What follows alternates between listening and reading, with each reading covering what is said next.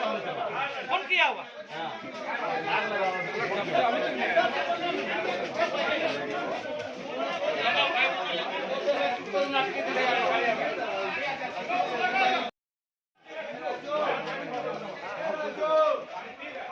पानी खोलिए पानी अरे पानी छोड़ो भाई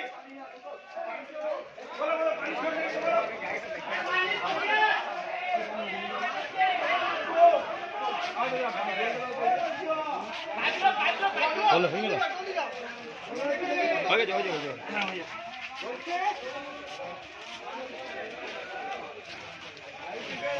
और बात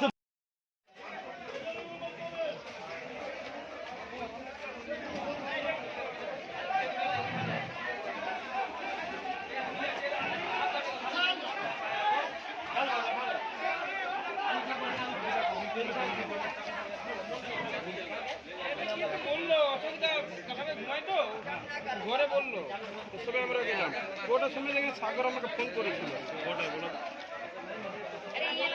11:40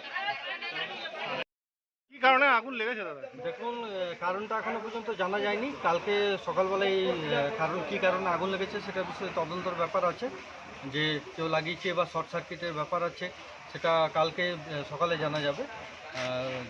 11টার সময় আগুনটা প্রায় লাগে, মোটামুটি 11:30 থেকে 11:15টার মধ্যে আপনার ফায়ার ব্রিগেড ঢুকে, কিন্তু ফায়ার ব্রিগেড ভেতর পর্যন্ত ঢুকতে পারছে না। কেন পারেনি? কারণ পুরোপুরি এরিয়াটা যেটা আছে সেটা কনজাস্টেড এরিয়া। সামনের দোকানগুলো যেগুলো আছে সমস্ত দোকানগুলো কিন্তু রাস্তার উপরে আছে, যার জন্য ফায়ার ব্রিগেড ঢুকতে পারছে না। এবং ফায়ার ব্রিগেডের যারা কর্মী আছে তাদের কিন্তু প্রচণ্ড পরিমাণে অসুবিধা হচ্ছে। যদিও তারা পাইপ লাইন যেটা আছে সেই পাইপ লাইনটা প্রচণ্ড পরিমাণে বেশি পরিমাণে পাইপ নিয়ে এসেছিলো বলে ভেতর পর্যন্ত ঢুকতে পেরেছে, এবং আগুনটা প্রায় কন্ট্রোলের মুখেও এসছে। এখনও পর্যন্ত পুরো কন্ট্রোল হয়নি, কিন্তু মোটামুটি কন্ট্রোলের মুখে চলে এসছে। কতগুলি দোকান পুড়েছে? এখনো পর্যন্ত 8টি দোকান পুরো ছাড়খাড় হয়ে গেছে, এবং মোটামুটি 20 থেকে 25টা দোকান পুরো ছাড়খাড় হয়ে গেছে।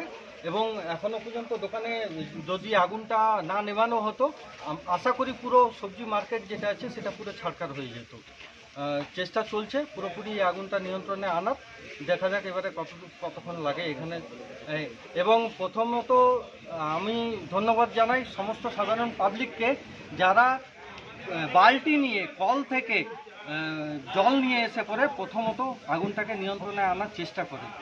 তো যাই হোক, তারপরে ফায়ার ব্রিগেড ঢুকে যায়, এবং ফায়ার ব্রিগেড ঢুকে তার নিজস্ব কাজটা যেটা আছে সেটা করতে চেষ্টা করছে। কি করে আগুন লাগলো এখানে? আমি যখন ডাবলমুড়ি ছিলাম, আমি খবর পাই যে সবজি মাঠে আগুন জ্বলছে। যখন এসে দেখি পুরো দো করে সবজি মাঠে আগুন জ্বলছে। কী কারণে সেটা আমি এখন বলতে পারছি না। ফায়ার ব্রিগেড এসছে, পুলিশ এসছে, এই সময় আগুন নেভানো হচ্ছে।